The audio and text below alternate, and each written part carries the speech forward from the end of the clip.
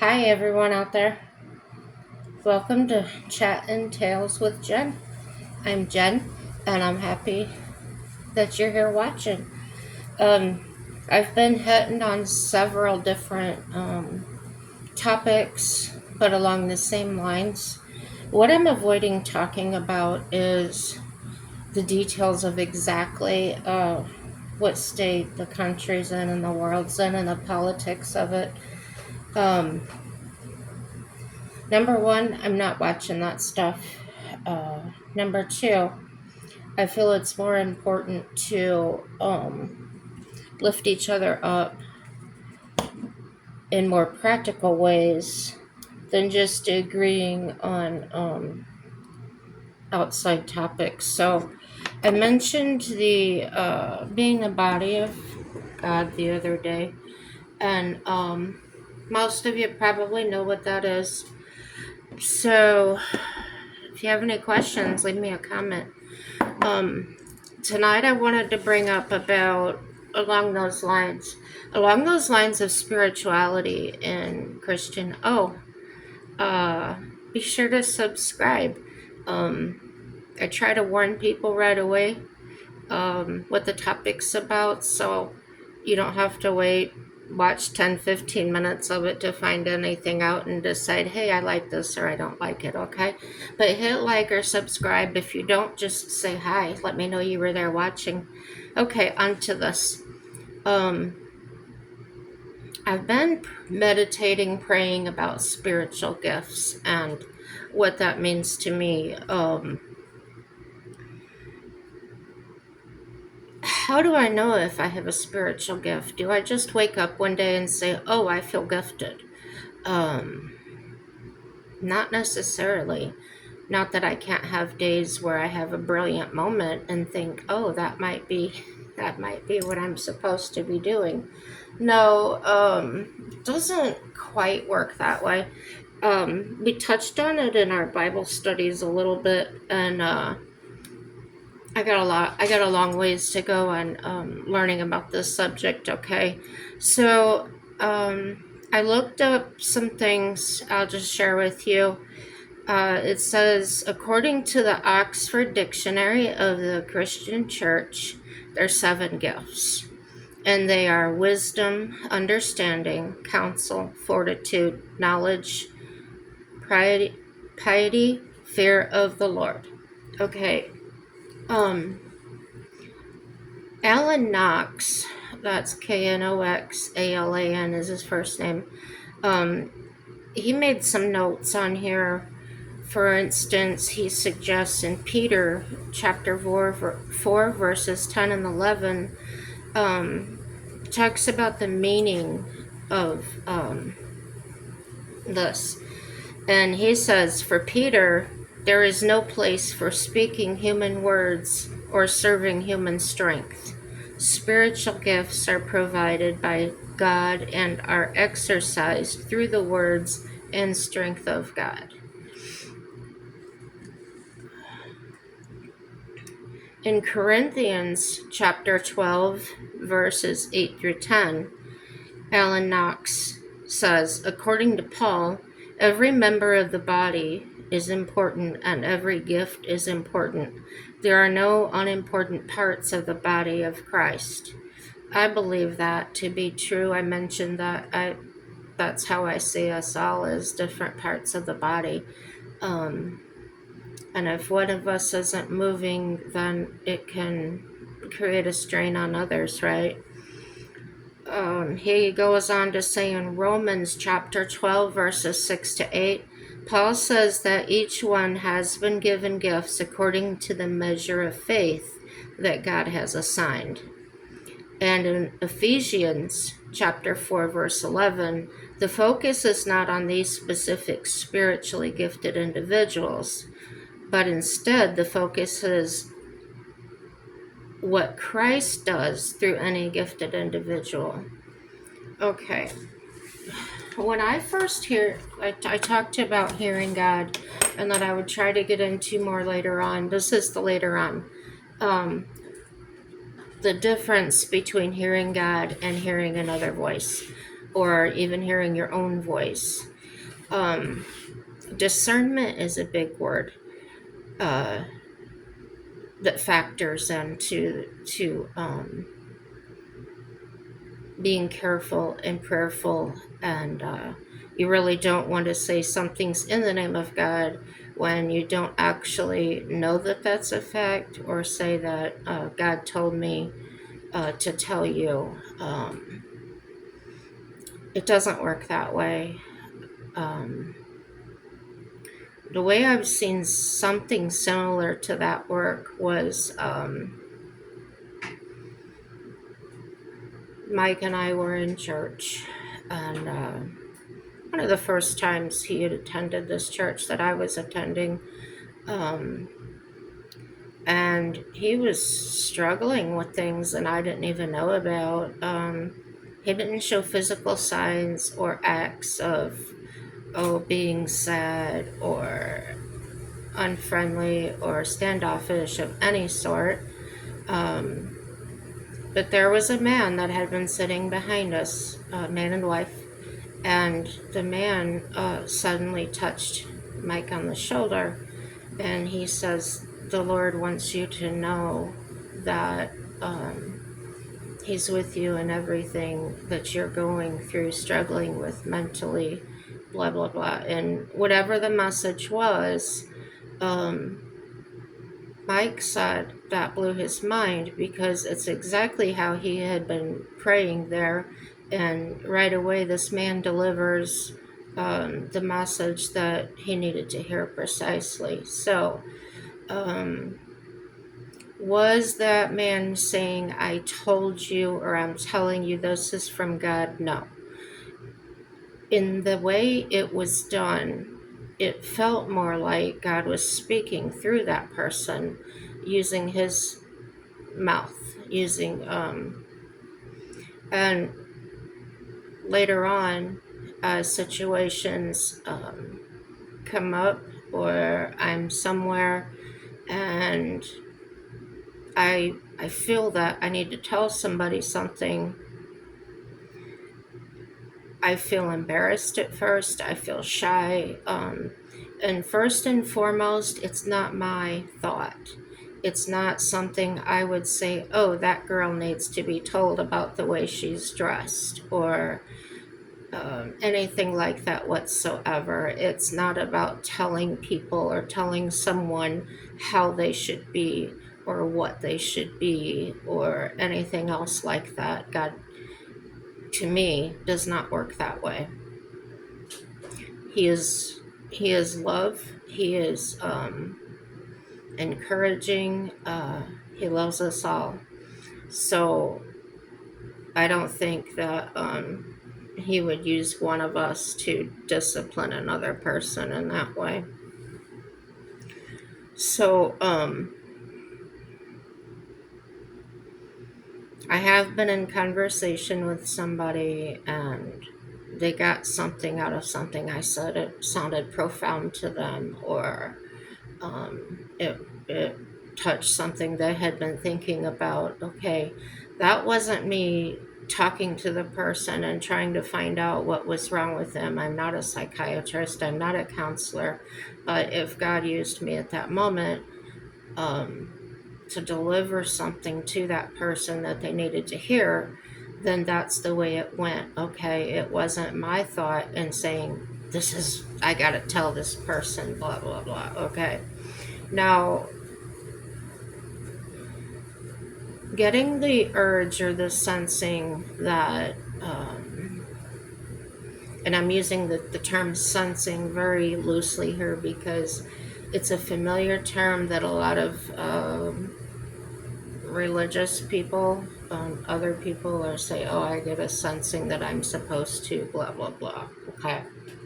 Number one, if you get a sensing that you're supposed to do something, discern it. Find out. Check. Check the evidence of, where is this coming from? Is this coming from me? Is this coming from something I see or I think? Most times it usually is. When some when some people or whatever can get behind a microphone or a megaphone, or they feel they have an audience, they will get into their flesh, but they will claim or proclaim that it's spiritual. Okay? That is a flesh feeling. That is a physical feeling of I'm getting attention, I'm getting fed. However, that is not from God. That is not the way God feeds us. Plain and simple.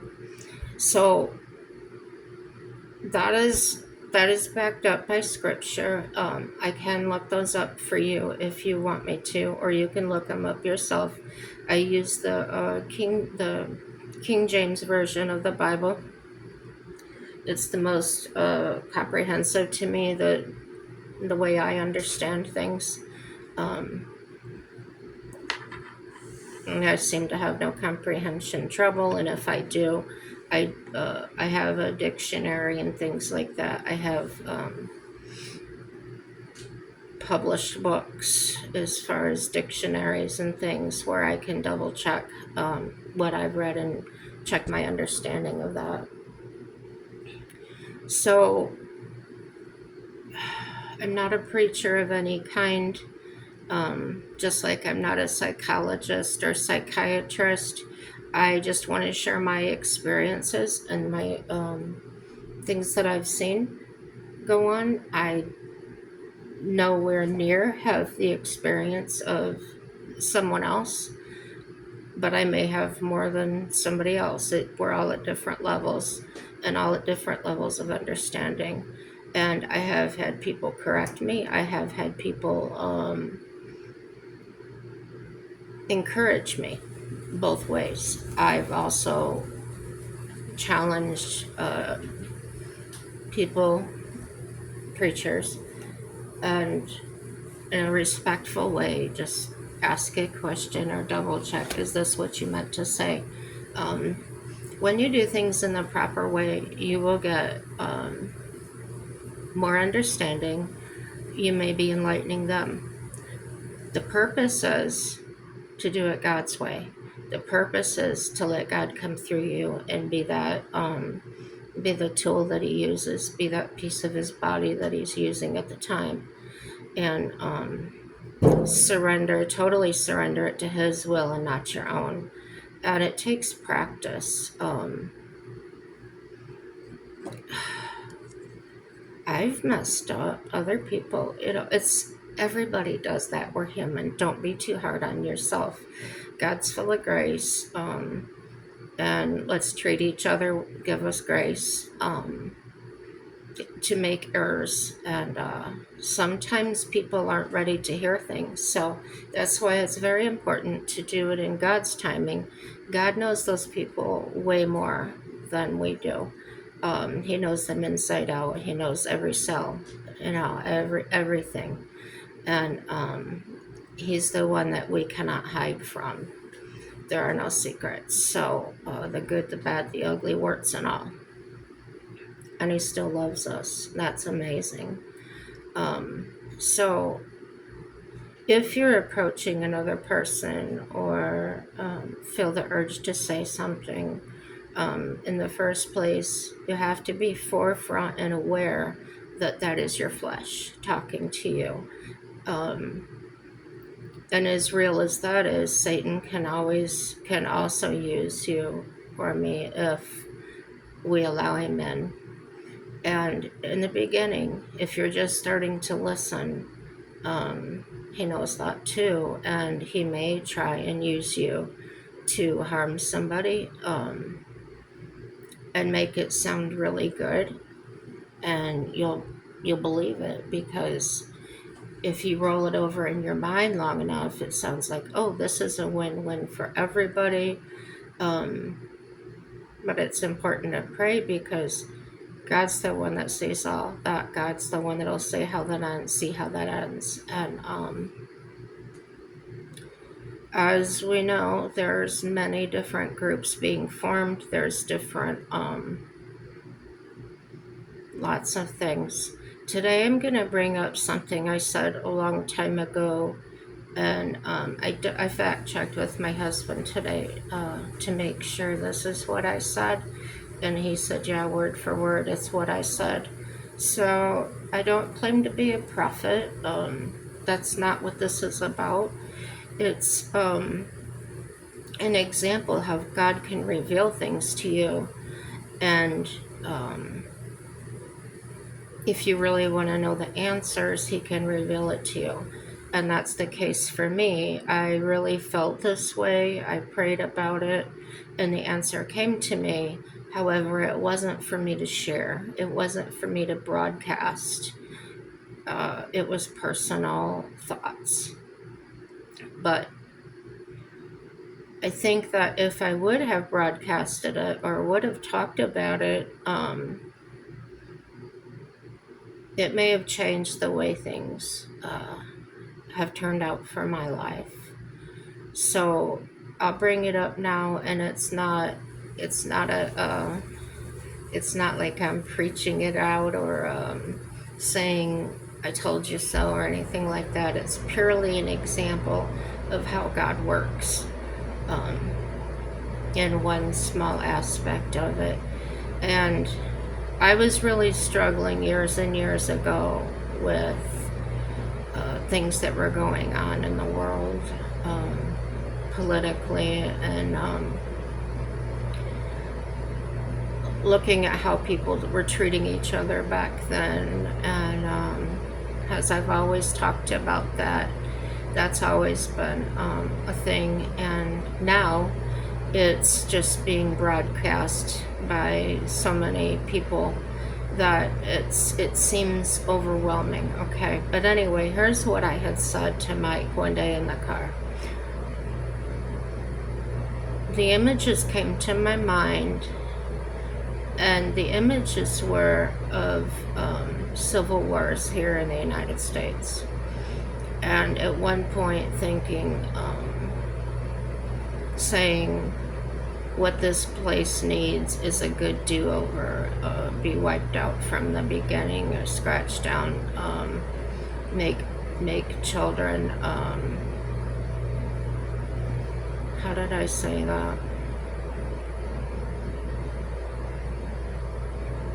Something like having children and them growing up, growing their food, and working on things and learning how to do things the way the sort of like the silent generation might have grown up. Well, they had the Depression, they had the Dust Bowl. There was many things back in the day that helped shape and create people to be who they were.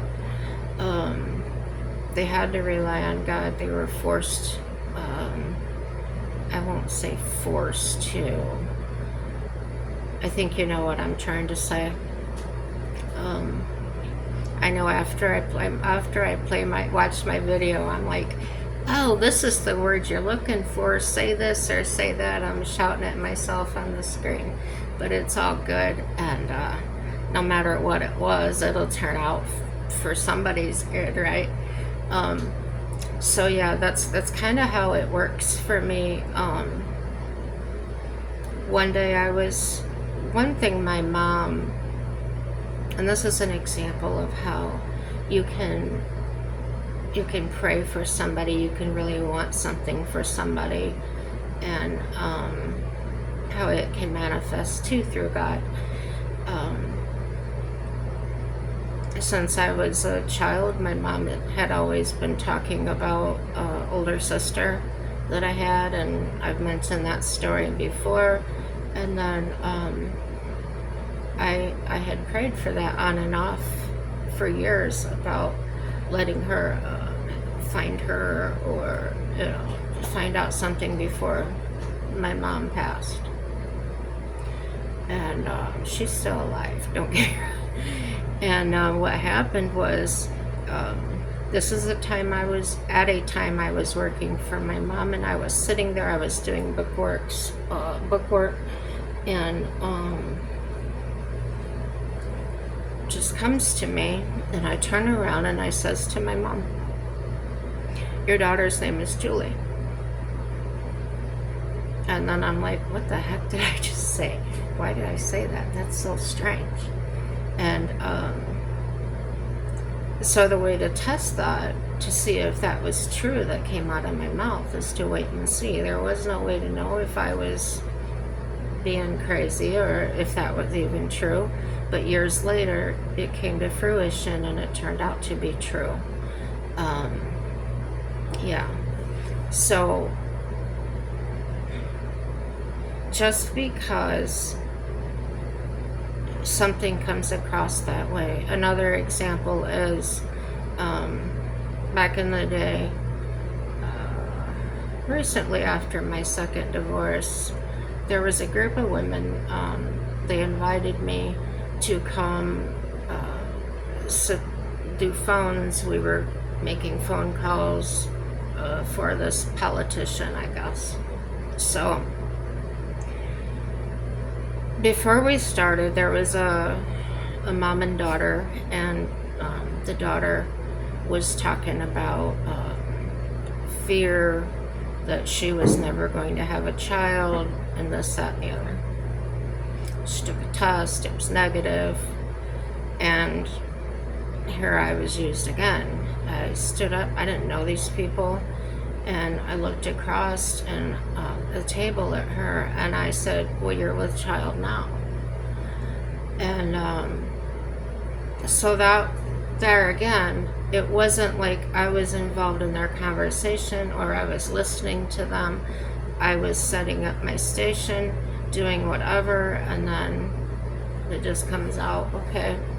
So like a year later, I see these people and they have a young child, and they didn't remember it.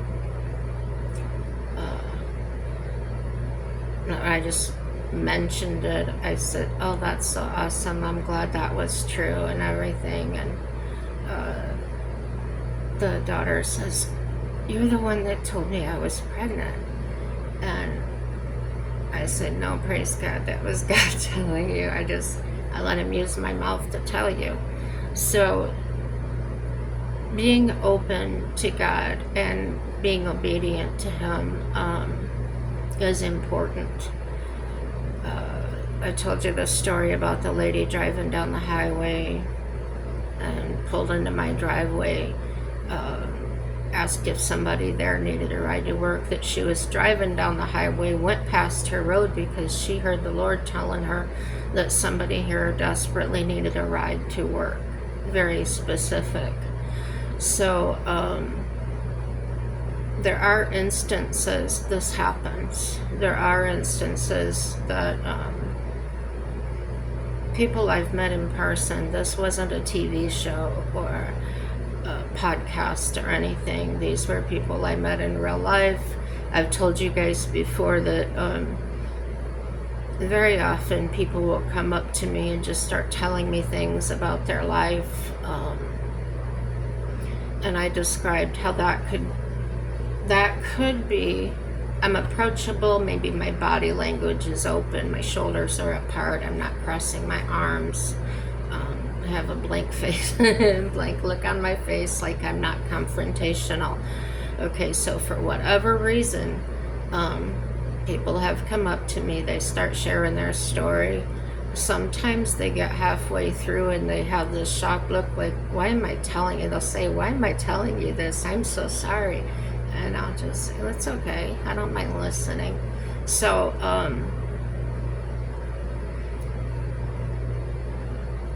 my Christian friends can say, oh, they can see God in you, they're talking to God.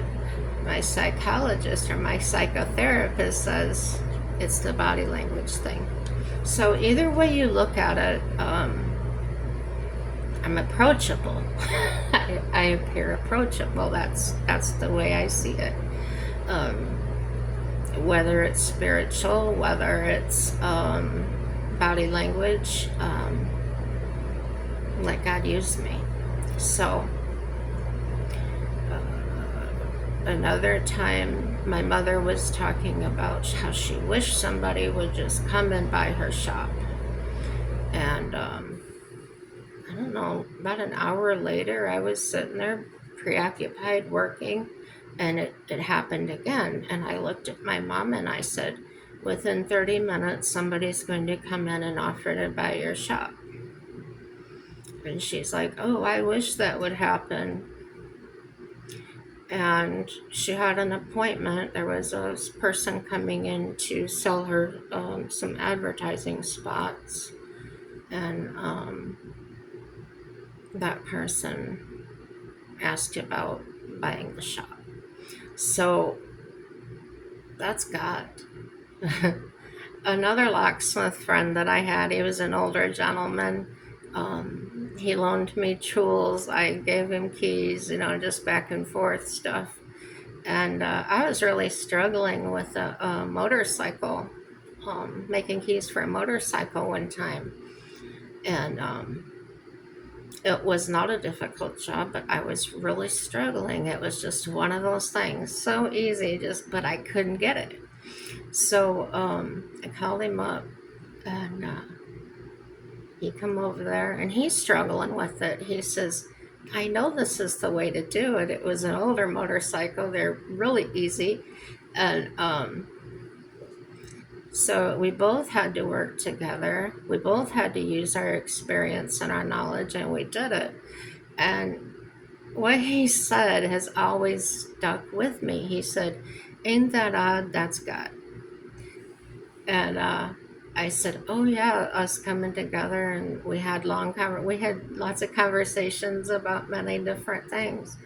And the more I think, ain't that odd? That's God. Maybe it was. Maybe there was things he needed to talk about. One of the things he did tell me that day was um, his wife was bedridden with cancer and things. So, um, did he needed to talk to somebody? Um, I listened to him. I I don't remember the conversation, but I listened a lot. I remember that part, and I remember him saying, "Ain't that odd? That's God." So yeah, that's how we can enrich each other's lives. That's how we can build each other up.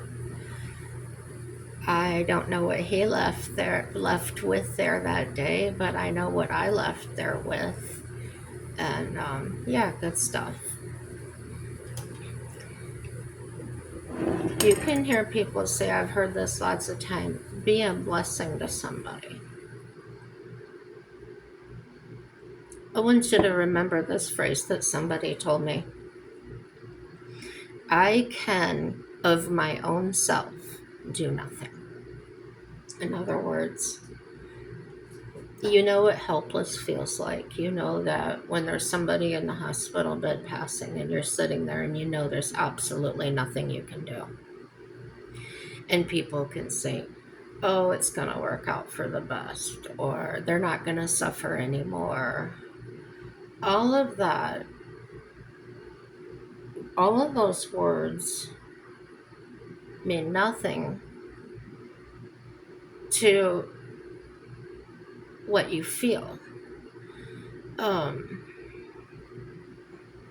the deepest sorrow or regrets that you have, those words really do not mean anything to that. So, a person that is very regretful or, yeah, hurting so deeply, those words are not going to help them.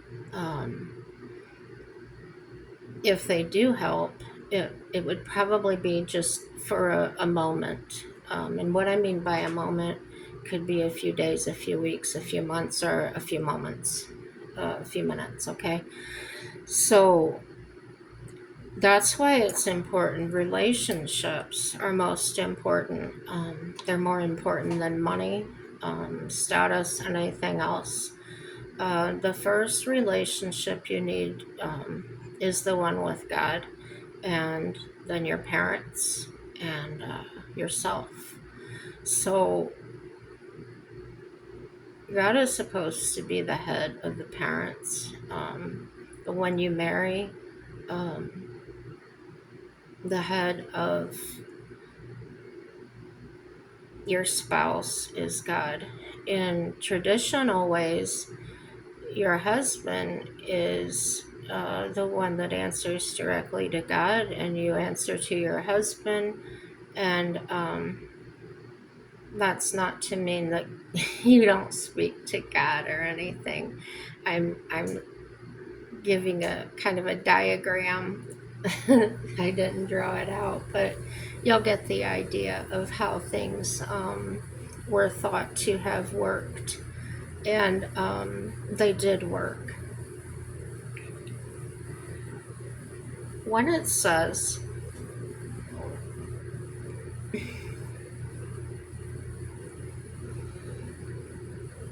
how did it say? Something along the lines of man is to serve God and woman is there to serve men. Okay.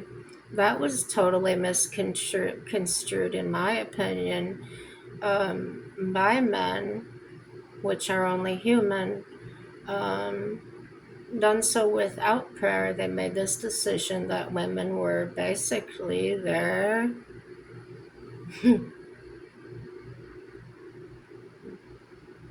They're supposed to be their helpmate, but instead, a lot of them treated them very badly, kind of like slaves. So, yeah, we won't go there. So, for the betterment of everybody else, in my opinion, they changed that. They changed the meaning of the scripture, they said it differently. Um, so, in human nature, we really cannot make anybody understand anything. And we need to show, we need to teach by example. Um, and have faith that this will work out for our good. Speaking of that, I'm going to get off that subject. This is kind of funny. Lighter conversation. I was so afraid to take Bubba. That's my Ford Explorer, if nobody knows. He's big and he's black, so I call him Bubba. If you know, you know. So anyhow, I take him. This backstory is there was a recall, and I went to get the recall fixed. And when I did that, they said before they did the recall, I had to have new control arms put on because the recall piece tied in with that, okay, with control arms. So I went and got the control arms put on, not by Ford. Ford wanted $1,800, and I got a local mechanic to do it for exactly half the price, $900. And so I went back and got the warranty or the recall done. While I was in there for the recall, the man tells me your left front, your driver's side wheel, front wheel is ready to come off. It's got a bad bearing. And I didn't know what I was going to do. Mike was out of work. We had not had a paycheck in weeks.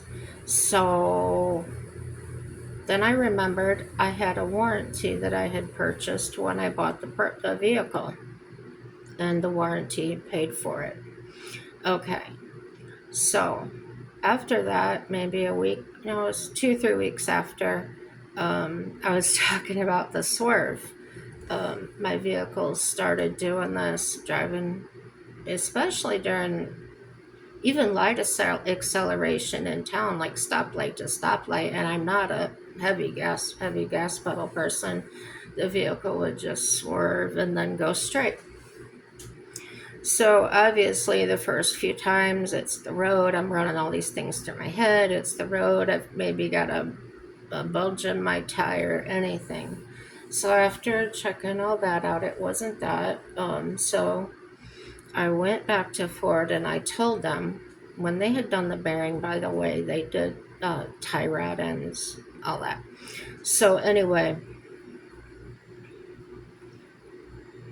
when I went back there, he rode with me in the vehicle, the mechanic from Ford, And he starts, oh, that could be anything. I said, you felt it? He goes, oh yeah, there's definitely a swerve or a pull there.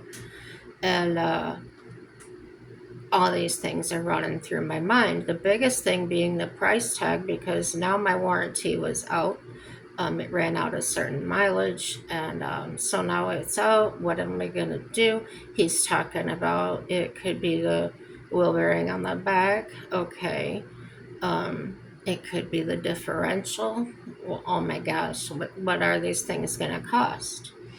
So I made an appointment with them to go back and have them look at it. And then the more I thought about it, the more I thought, no, I'm not going to do that. I'm just not. Number one being, this Ford place here charges $100 to look at any vehicle, whether there's anything wrong or not. So I decided to go back to the mechanic that had done the control arms.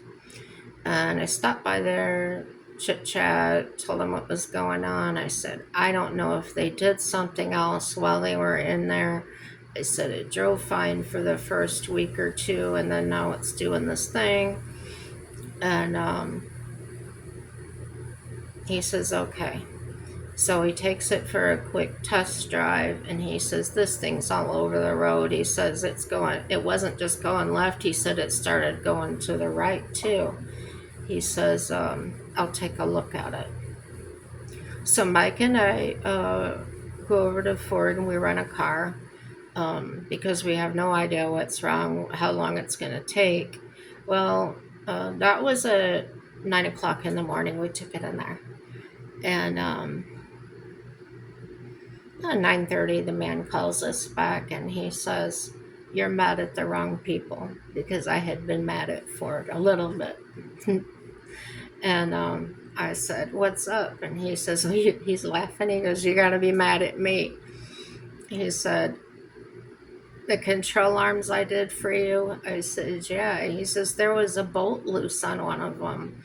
He said, I've never seen that happen ever. He said, but I tightened it up, I drove it, and it's fine. He said, but your right passenger side wheel bearing in the front is just starting to go bad. He says, I got a little wiggle on the wheel. And that did upset me a little bit. Not what he was telling me, but I'd mentioned it in the video before about how Ford, when they replaced that one, I had said, don't you have to do two? May as well do both front at the same time. And they said no.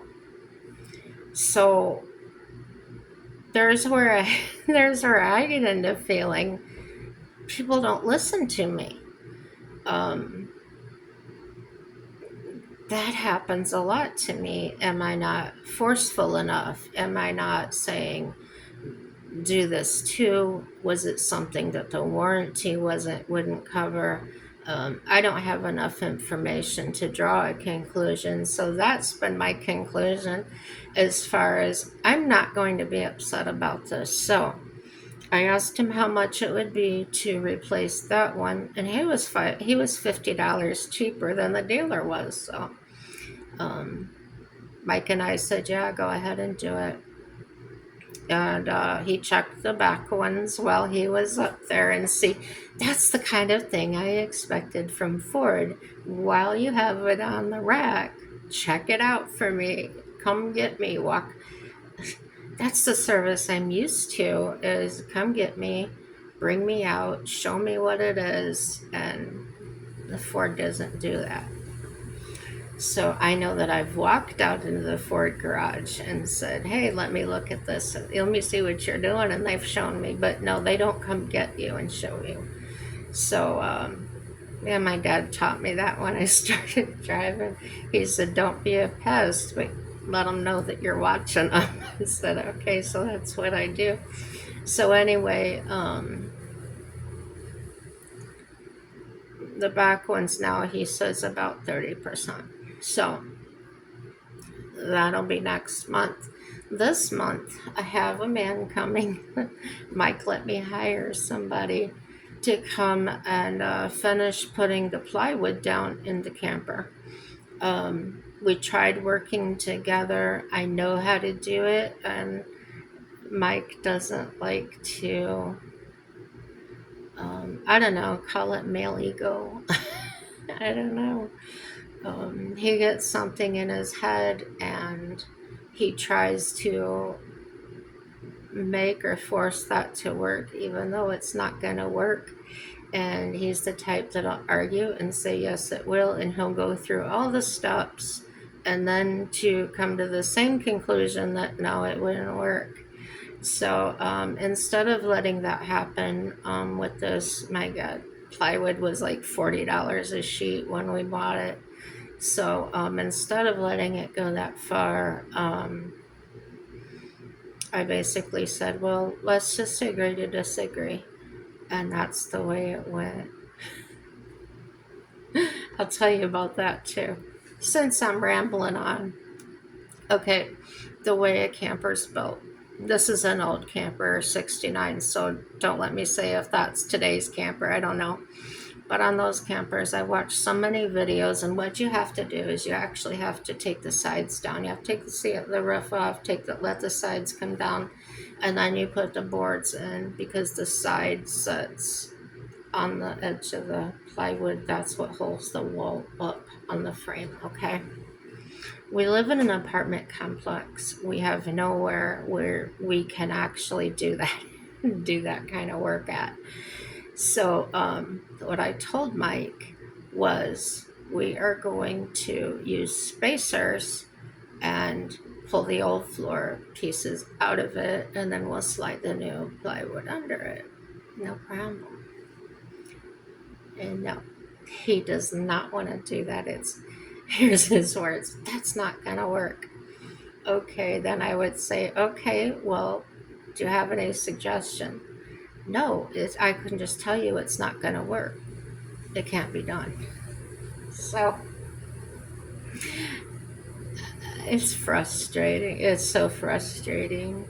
I've worked on cars and been a locksmith for so long.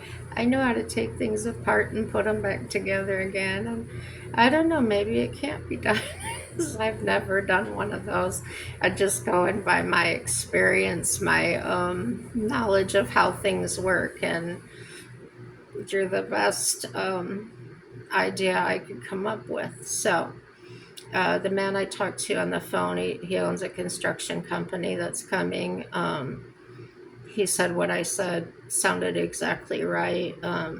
He's done some camper work, but without seeing mine exactly, he doesn't know if it's the same thing. But he said, yeah, that sounds about right. So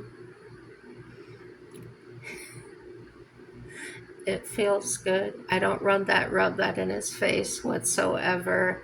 It's just my own silent. You're okay. But how it'll actually go, Mike's gonna see this video and he's, why did you say that? But that's okay, I said it. I won't say I told you so. I'll just look at him and grin. If the guy's able to do it. After it's done, I'll just nod my head. Yeah. So I'm so bad. Well, that's how that's gonna go.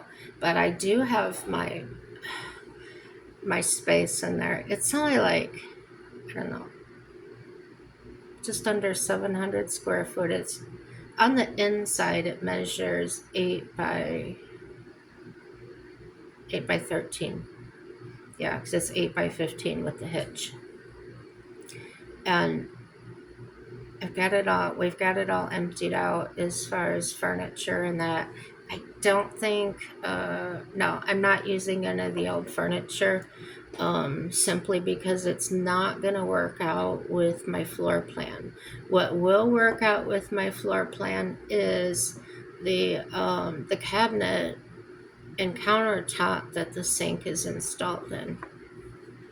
and it was all detachable, so I can move it anywhere I want to, um, and it stays together. So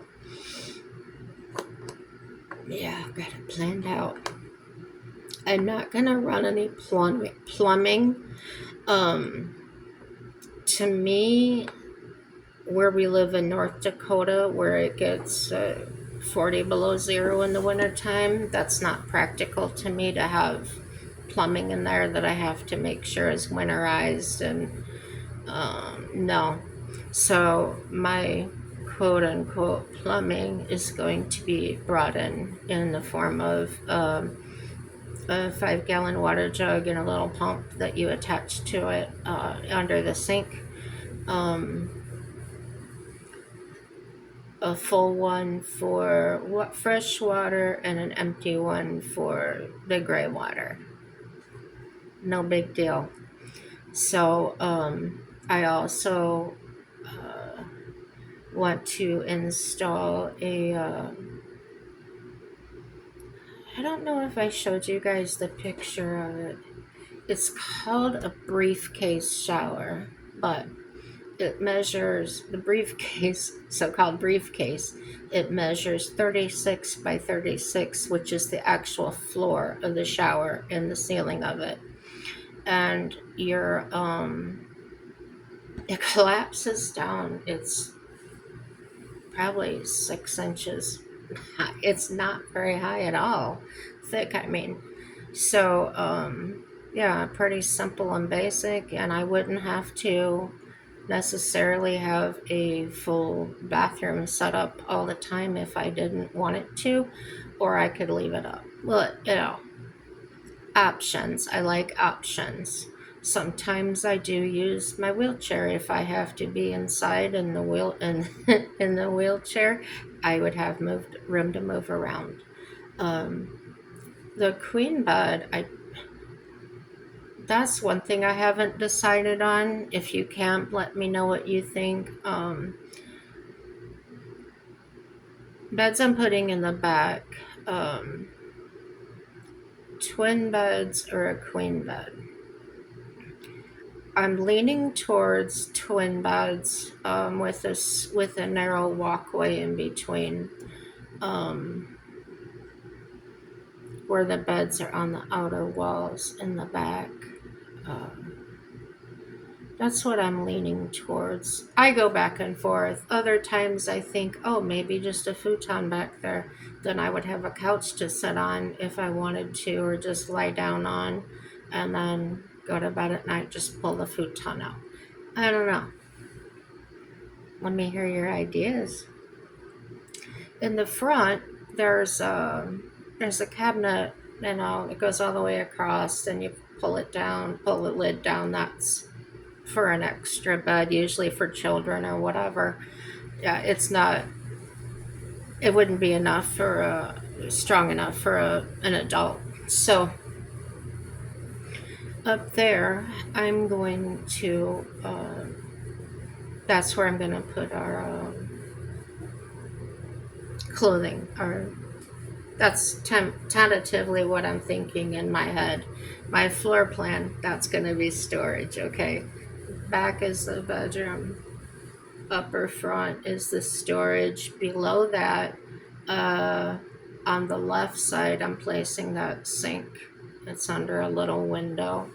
Um, but again, considering putting it on slides or wheels. So if I wanted to relocate it, I could very easily without having to worry about plumbing being in the way. Wouldn't that be nice? So everything will be movable, except for the bed will pretty much have to stay where it's at, or the futon, whatever I decide to do, that'll pretty much just stay there all the time. But as far as like the shower or the commode or um, washing machine, oh yeah, I'm having a washing machine, guys. I'm planning on staying this thing for months. I'm gonna have to have me a little washing machine in there. Um, Little clothesline to hang things out to dry. Um, Now, if they came out with a collapsible washing machine. No, I'm not talking about a hand washing machine. I've seen those. No, I don't want one of those. The one I want is gosh, who made it? It doesn't matter right now. But anyway, it's like a regular, looks like a regular full washing machine. However, it's downsized. It's only 27 inches tall, or 27 inches, 72 inches tall, and yeah, it's narrow. It You can wash like 17 pounds of laundry in it. I mean, it would it would totally serve the purpose of our needs. Uh, don't wash clothes every day. I don't really go anywhere to get dirty, so I usually wear clothes 2, 3 days in a row. Not not underwear. No, I change that every day. Sometimes twice a day. Yeah, things like that. So, oh, the dining table. I've got a table over here. I'll show you some other time. But it's got a center. It's probably about 10 inches wide. I'm not kidding you. That's the center of the table. About the width of a leaf. And then the two ends come up and they have a leg that swings and holds the ends up. So I feel like that would be very practical in that tight area, um, where I could fold it out as much as I needed to. I could carry it outside if I needed to. Um, but I would have the option of making my counter space. For instance, my table, my counter space, as big or as small as I needed. So I have put a lot of thought in it. I am using recycling as many things as I can, um, using what I have on hand. There are things that I can't afford but to buy new, and that would be the electrical wiring and fixtures and the plywood floor. I did post a question in one of my remodel camper groups, nomad groups, things like that, and I'll post the question to you. Have you ever stained and varnished plywood and used it as a floor? I like the look of wood. I think that if I sanded that plywood and stained it and varnished it, made it waterproof, that would probably be a very good looking floor, and that easy to sweep and things like that. So let me know your thoughts on that. I have stained before, but never a floor. So let me know any thoughts. Um, I did hear back in a group from a lady that actually cut her plywood in lengths to make her actual planks. And then she took and burned them with a torch to make the pretty marks in them, stained them different colors that matched, and she made her floor that way. I'm not doing all that. So, whew, you guys got me relaxing.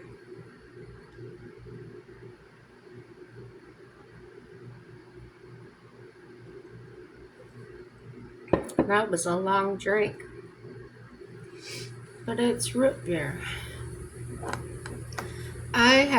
I think I told you guys, I've been doing this whole swelling, having these big pockets of fluid that are very painful and itchy. Last night I had it. So I took a Zyrtec. What else did I do? I took an extra one of my water pills, diuretics. So, not coming off as fast as I wanted it to, the fluid. A little bit, if you can probably see some. But urinating once or twice a day was not, well, it was at least twice a day, but it wasn't not good. As much as I drink during the day and that water and tea and stuff, that it should have been coming out, but it wasn't. So, one of two things, or maybe both, because I have heart and kidney failure, it could be both. Uh, Not getting rid of it or not pumping it, or both. So I do have a doctor's appointment coming up for that with nephrology. Oh, I've got a cardiologist appointment too. Yeah, I think it's this week. So anywho, this video is an hour long. I love to keep talking to you, but you probably clicked off by now. And like I said, like with Bubba, my car repair that I thought was going to be so much money, sometimes they are. And but this time it worked out for our good, and I'm very grateful for that. No matter what it is, no matter what, you know what to say. It's all going to turn out for our good.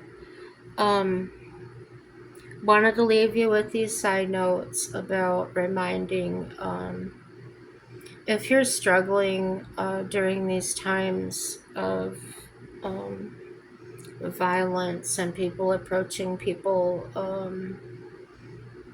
about whatever their thoughts or beliefs or whatever it is. Maybe you left your garbage out and your neighbor wants to kill you over it. Pray first.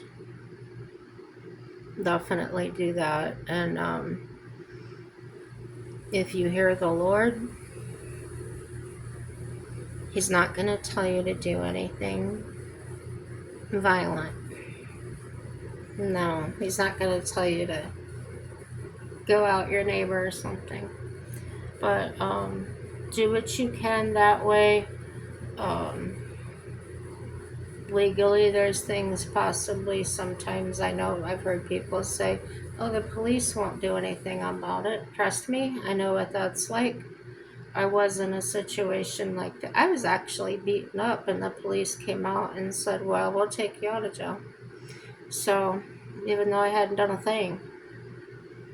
So, yeah, I know there's things like that. Mental health can, please consider it, as far, if nothing else, is to keep you yourself from becoming that way. And I don't want to say like, oh, surround yourself with good Christians, because the way I see it, I don't care what title you go under.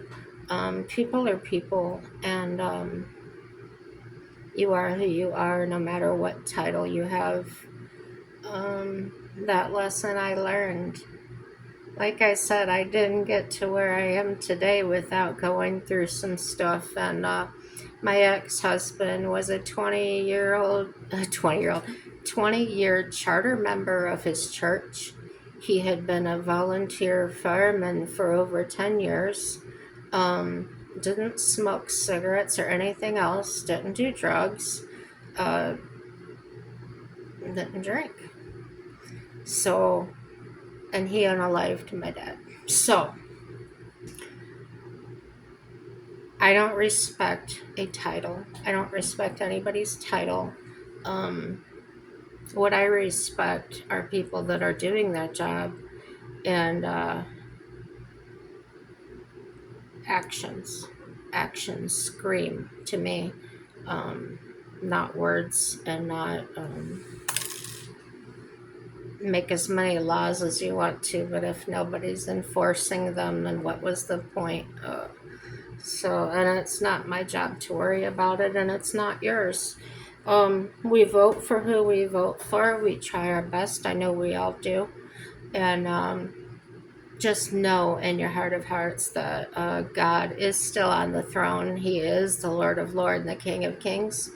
And He's here with us. And His day is coming. Jesus is coming back. And it's not going to be rainbows and sunshine. It's going to be hellfire. So,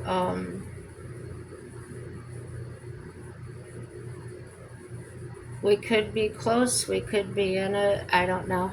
It's God's timing. Everything's God's timing. And if you kind of let up, you kind of just turn it over to Him, um, and just have faith that everything will turn out for our good, then I feel like you'll be better. That doesn't mean sit in your house and be afraid, or uh, go out and start something. That's for God to do, and we're to just listen and act where He tells us to, and it won't be to do harmful things, okay? So I can promise that, like, dislike, share with your friends and enemies, share with everybody. And again, I don't do this for any monetization, no money. I have that turned off. This is just for me and whoever wants to hear it. Yeah, subscribe, guys. Leave a comment. I love your comments. And welcome to you new subscribers. And I hope you enjoyed this. Got something out of it or whatever. Yeah. Happy day.